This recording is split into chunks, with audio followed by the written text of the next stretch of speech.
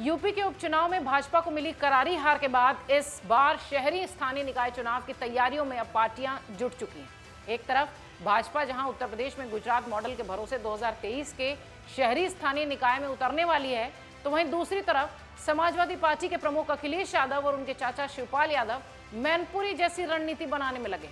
2023 के शहरी स्थानीय निकाय और 2024 के लोकसभा चुनाव से पहले उत्तर प्रदेश भाजपा ने पार्टी कार्यकर्ताओं का मनोबल बढ़ाने के लिए गुजरात की जीत का सहारा लेने का फैसला किया।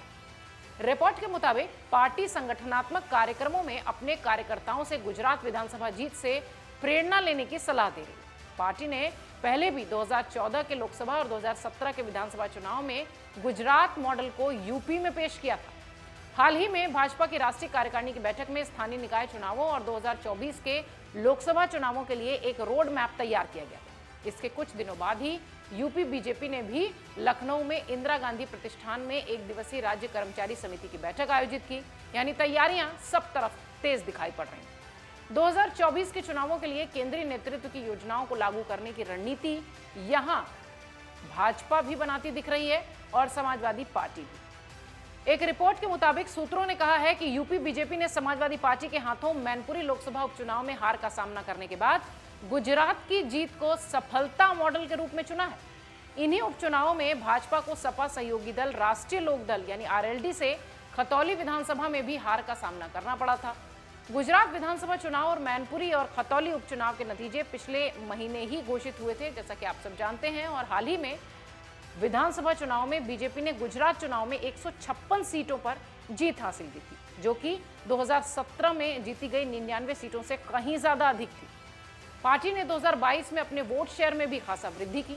लखनऊ में हुई बीजेपी प्रदेश कार्यकारिणी की बैठक में मुख्यमंत्री योगी आदित्यनाथ ने अपने भाषण में ये बात कही कि आज जब हम 7 महीने बाद फिर से एकत्र हुए हैं, तो देश के प्रमुख राज्य गुजरात में भाजपा की ऐतिहासिक जीत और वहां 7वीं बार पार्टी की सरकार बनना हमें एक नए उत्साह, एक नए उमंग के साथ प्रेरित करता है।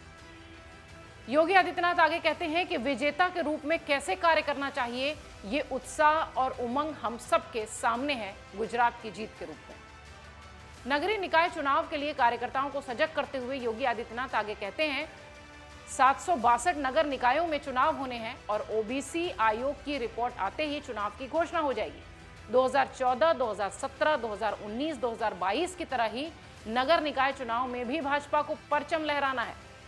इससे पहले अपने अध्यक्षीय संबोधन में भाजपा के प्रदेश अध्यक्ष भूपेंद्र सिंह चौधरी ने 2024 में होने वाली लोकसभा चुनाव के लिए प्रदेश की सभी 80 सीटों को जीतने का लक्ष्य भी कार्यकर्ताओं के सामने रखा। बीजेपी यूपी के प्रदेश अध्यक्ष भूपेंद्र सिंह चौधरी ने अपने संबोधन में कहा कि पार्टी ने गुजरात में इतिहास रचा है। चौधरी आगे कहते हैं कि गुजरात की जीत से पता चलता है कि राजनीतिक शब्दावली में एंटी इनकम्बेंसी की जगह प्रो इनकम्बेंसी ने ले ली है। यही कारण है कि भाजपा ने आजमगढ़ और रामपुर संसदीय क्षेत्रों में उपचुनाव भी जीते, जो भाजपा की परंपरागत सीटें थी ही नहीं। भाजपा ने रामपुर विधानसभा चुनाव में भी जीत दर्ज की। और ये कहते हुए भूपेश अपने कार्यकर्ताओं को संबोधित कर रहे हैं। यूपी बीजेपी के सूत्रों ने कहा कि गुजरात मॉडल पर पार्टी नेताओं द्वारा सभी जिला और मंडल इकाइयों के कार्यकारी समिति की बैठकों में भी खासा चर्चा की जाएगी। ये बैठकें 12 फरवरी तक राज्य भर में संपन्न होंगी। गुजरात की चुनावी जीत को यूपी में एक मॉडल के रूप में पेश करने की आवश्यकता पर पार्टी के एक नेता ये भी कहते हैं कि यूपी में भाजपा ने 2014 की तुलना में 2019 के लोकसभा चुनाव में सीटों की संख्या में खासा गिरावट देखी थी और 2022 की विधानसभा में भी इसी तरह की गिरावट दर्ज की गई। वो आगे कहते हैं कि सपा ने 2022 में अपने स्कोर में सुधार किया। एंटी इनकम्बेंसी और सामाजिक जातिगत समीकरणों को इसके कारणों के रूप में देखा जा सकता है। बाद में भाजपा ने आजमगढ़ और रामपुर लोकसभा उपचुनाव जीत लिए, हालांकि बहुत कम अंतर से जीते, जबकि मैनपुरी लोकसभा उपचुनाव में भाजपा को भारी अंतर से हार मिली। ये खतौली विधानसभा सीट को भी बरकरार रखने में विफल रही थी। ये सारा संदर्भ भाजपा के लिए कहा जा रहा है। ये ट्रेंड विपक्षी सपा को मनोबल बढ़ाने और भाजपा कार्यकर्ताओं के आत्मविश्वास को प्रभावित करने के लिए खासा अच्छा है, खासकर उन निर्वाचन क्षेत्रों में जहां भाजपा 2019 और 2022 में हार गई थी या बहुत कम अंतर से जीती थी। नगर निकाय चुनाव हो या फिर लोकसभा का 2024 का चुनाव, भाजपा सहित समाजवादी पार्टी भी नए मॉडल, नए कलेवर के साथ जनता को लुभाने के लिए अब तैयारी में जुट चुकी है।